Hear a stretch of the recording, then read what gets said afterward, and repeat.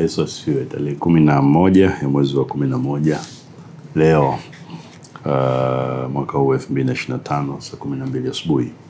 Kipindi Utupe Riziki Yetu ya kila siku. Mimi ni Mwalimu Baraka Mbwanaliba kutoka huduma ya Wede Teno. Tunaangazia funguo 5 za kusaidia kufungua hazina za mbingu ili uweze kuishi maisha ya utoshelevu hapa duniani. Tumeshaweka utangulizi vipindi vya nyuma kupitia sala ya Bwana Mathayo sura ya 6 mstari wa 10 na 11. Biblia inatufundisha kwamba tuombe kwamba mapenzi ya Mungu yaliyoko mbinguni yafanyike hapa duniani. Lakini pia tumuombe Mungu atupe riziki yetu ya siku kwa siku. Na kwa hiyo tukaambiana kwamba unahitaji kuishi maisha mazuri duniani kama vile ambavyo unayatarajia kuyakuta mbinguni. Uanze kuishi hapa duniani. Ayubu 38:33. Ziko amri ambazo zimeamriwa mbingu na hizo zinatawala maisha hapa duniani. Kumbukumbu 28:12. Mungu atakufunulia hazina yake nzuri na ni mbingu.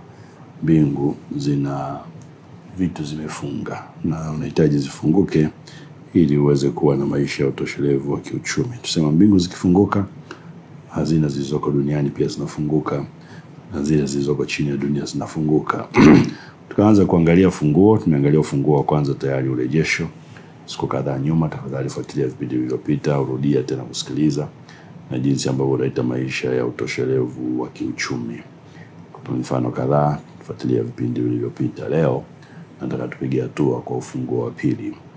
Ufunguo wa pili ambao utakusaidia kuishi maisha ya utoshelevu duniani nao unaitwa ufunuo. Ufunguo unaitwa ufunuo au revelation kwa lugha ya wenzetu. Mithali sura ya 23 mstari wa 7 unasema, onavyo mtu nafsini mwake ndivyo alivyo. Kama vile unavyoona kwenye nafsi. Nafsi iko ndani, haiko nje. Kwa uwezo wako wa kujiona ndani ulivyo, ndivyo utakavyokuwa nje. Kwa hiyo kuna mtu wewe au maisha yako ambayo unatakiwa kuyaishi, lakini yako ndani yako. Unatakiwa kuyaona ndani ndio uyaishi nje. Mambo ya Nyakati wa pili sura ya 20 mstari wa 20. Biblia inatuagiza maagizo makubwa mawili: kumheshimu Mungu, na pili inatuagiza kuwaheshimu manabii. Mambo ya Nyakati wa pili sura ya 20 mstari wa 20. Wakaamka asubuhi na mapema, na Takeo wakaenda nje jangwa la Takeo. Hapo alikuwa akitoka Yehoshafati akasimama akisema, nisikieni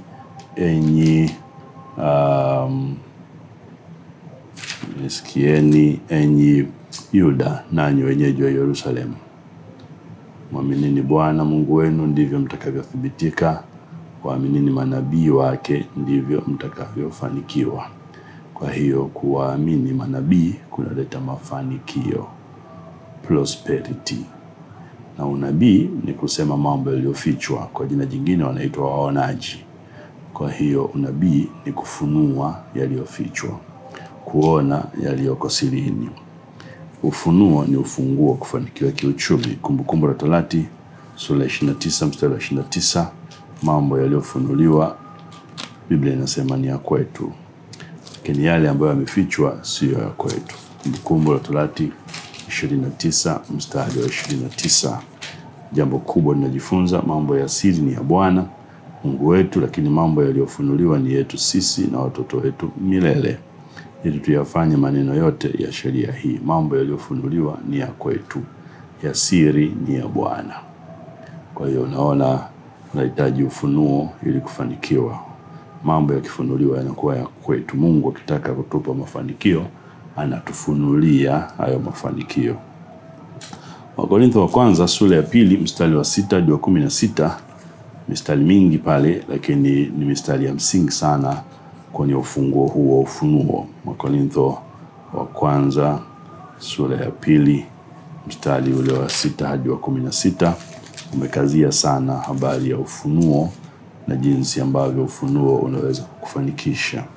Biblia inasema, lakini kwa hekima tusemayo wakati wa kamilifu, ila si hekima ya dunia hii, wala ya hao wanaoitawala dunia hii wanaobatilika, bali tunanena hekima ya Mungu katika siri. Kwa hekima ya Mungu inanenwa sirini, ile hekima iliyofichwa. Unaona, hekima imefichwa ambayo Mungu aliazima tangu milele kwa utukufu wetu. Hekima imefichwa, imeazimiwa tangu milele kwa ajili ya kufahamika kwetu. Biblia inasema ambayo wenye kuitawala dunia hii hawaijui hata mmoja, maana kama wangalijua singemsulubisha Bwana utukufu. Lakini kama ilivyoandikwa, mambo ambayo jicho halikuyaona yamefichwa, wala sikio halikuyasikia yamefichwa, wala ya kuingia katika moyo wa mwanadamu, maana hayaonekani mambo ambayo Mungu amewaandalia wampendao. Angalia, hayaonekani, hayasikiliki, yamefichwa, mambo ya sirini, kwa hekima ya sirini. Anasema Mungu, angalia, ili tupate, ili tufunuliwe, ili yawe ya kwetu. Kumbukumbu 29:29, mambo yaliyofunuliwa ni ya kwetu, lakini Mungu ametufunulia sisi kwa Roho. Roho Mtakatifu ndo anafunua, maana Roho uchunguza yote, hata mafumbo ya Mungu. Maana ni nani katika binadamu ajuaye mambo ya binadamu ila roho ya binadamu iliyo ndani yake? Vivyo hivyo na mambo ya Mungu hakuna fahamu ila roho ya Mungu. Lakini sisi tukipokea roho ya dunia, bali Roho atokaye kwa Mungu, makusudi tupate kuyajua tuliokirimiwa na Mungu. Yako sirini unahitaji kuyajua, nayo tuyanena si kwa maneno yanayofundishwa kwa hekima ya kibinadamu, bali yanayofundishwa na Roho, tukiyafasiri mambo ya rohoni kwa maneno ya rohoni. Basi mwanadamu wa tabia ya asili hayapokee mambo ya Roho wa Mungu, maana kwake ni upuuzi, wala hawezi kuyafahamu, kwa kuwa hayatambulikani yatambulikana kwa jinsi ya rohoni. Lakini mtu wa rohoni huyatambua yote, wala yeye atambuliwe na mtu. Maana nani aliyeifahamu nia ya Bwana? Mwelimishe sisi tunayo nia ya Kristo. Kufanikiwa kwako na kuishi maisha ya utoshelevu duniani kutategemea kwa kiasi gani umeona ufunuo wa mafanikio ya kiuchumi ambayo Mungu anasema amewaandalia wale wampendao. Unahitaji kuona. Kadri unavyoona rohoni, unapata nguvu ya kufanikiwa kiuchumi, na ndivyo ilivyo.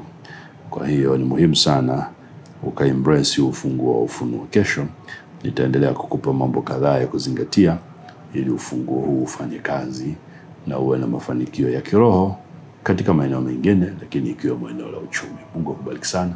Karibu kesho saa 12 asubuhi.